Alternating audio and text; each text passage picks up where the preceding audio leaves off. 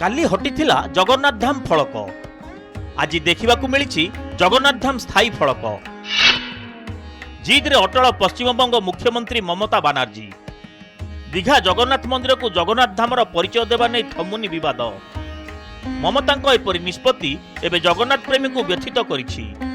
पश्चिमबंग आरंभ कर सारा ओडिशा रे एहाकु नहीं प्रकाश पाई प्रतिक्रिया। एप्रिल 30 तारिख में दीघा जगन्नाथ मंदिर प्रतिष्ठा उत्सव पर थर्मोकुल रे अस्थायी भाव धाम फलक और सेल्फी पॉइंट लगाइथिला टेंट संस्था। प्रतिष्ठा उत्सव सरिबा परे अस्थायी फलक को काढ़ी नियागला। फलक हटिबा नहीं बीजेपी नेता अमित मालव्य फोटो सहित एक्स रे पोस्ट करिबा परे एही खबर चारिआडे भाइराल हैला।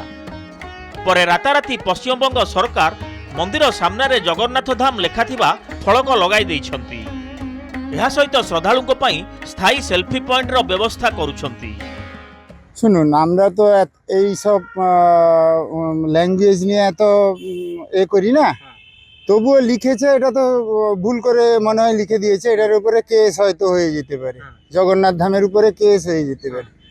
আমাদের তো খুব ভালো লাগছে না। জগন্নাথ মন্দিরও তো ঠিক ছিল, কিন্তু ধাম, এটা ধাম কথাটা আমরাও ঠিক মনে নিতে পারছি না। যাই হোক, আমরা পর্যটকভাবে এসেছিলাম, ঘুরেছি, দেখছি, কিন্তু যেভাবে পুরীর মন্দিরের সে জৌলস সেটা কিন্তু এখানে নেই। ওটা কিন্তু একেবারে পুরীর মন্দিরেরই রেপ্লিকা হয়েছে। তো সেই পরিপ্রেক্ষিতেই হয়তো মানে ওনার একটা দ্বিতীয় ওটাকে কেন্দ্র করে তো করেছেন, হয়তো সেই পরিপ্রেক্ষিতেই ধাম কথাটা লেখা। কিন্তু প্রকৃত ধাম অবশ্যই যেটা ভগবানের বহুদিন ধরে আমরা জেনে এসেছি, পুরী যেটার মাহাত্ম্যে আমরা পরিচিত, প্রকৃত ধাম অবশ্যই পুরী ধাম। पश्चिमबंग सरकार को एपरी निष्पत्ति आदौ ग्रहणीय नुहे। दीघारे जगन्नाथ मंदिर हेउ आपत्ति नाही, किंतु केबे भी धाम बोली एहार परिचय सृष्टि करा न जाऊ। खोद आदिगुरु शंकराचार्य भारतर चारिधामरु पुरी श्रीक्षेत्र गोटिए बोली मान्यता देइथिले। एहा जुग जुगरु परिचय पाई आसीछि। भारतरे अनेक मंदिर रहिछि, किंतु श्रीमंदिर गोटिए। सेहिपरि जेते जेउठी जगन्नाथ मंदिर निर्माण हेउछि ताकू केउठी भी श्रीमंदिर आख्या दिया जाइनी। दीघा मंदिर रे जगन्नाथ धाम फलक लगाकु नहीं पुरी रे सेवायत और जगन्नाथ संस्कृति गवेषक भितर तीव्र प्रतिक्रिया प्रकाश पाइछि। राज्य सरकार तुरंत ए दिगरे पदक्षेप नेबाकू स्थानीय सूचना अधिकार कर्मी मुख्यमंत्री मोहन चरण माझी को चिठी लिखिछंती।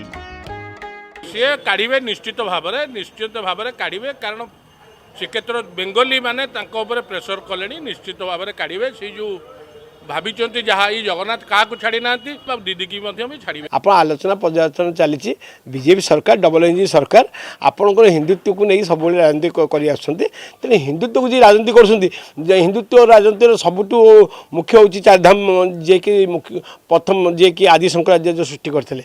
तेणु जगन्नाथ धाम गले एत मजा आप गोटे चिठी आज पर्यटन लिखिपारे ना, यह दुखदायक विषय। धाम भितर जगन्नाथ धाम हूँ पुरी धाम, तेणु पुरी धाम को कहीं चेंज करें ना।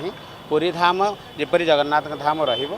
वेस्ट बेंगल सरकार किपरि भाव में कौन मतामत नहीं, जगन्नाथ धाम जो लिखिछन्ति ताकू निश्चित भाव में ओमिटेड करवा दरकार, बाहर करवा दरकार।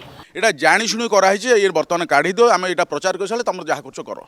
एटा जानी शुणी ममता बानार्जी आठार जो सरकार अच्छा भितर गोटे नेक्सस धर्म विरोधी काम आउ जगन्नाथ प्रेम को ठकिया ये कार्य कराई जोटा बिल्कुल मु ग्रहण करें ना। गतकाली एही धाम प्रसंग को नहीं गजपति मध्य प्रतिक्रिया रखिथिले। दीघा को धाम कुहा जाई परिबो नाही बोली स्पष्ट करिथिले। आईन मंत्री कहिथिले आईनगत कार्यानुष्ठान नियाजिबो। एभली स्थिति रे ओडिशा सरकार और पश्चिमबंग सरकार यार समाधान पई कोन बाट बाहर करूछंती ताकू समस्तक अपेक्षा।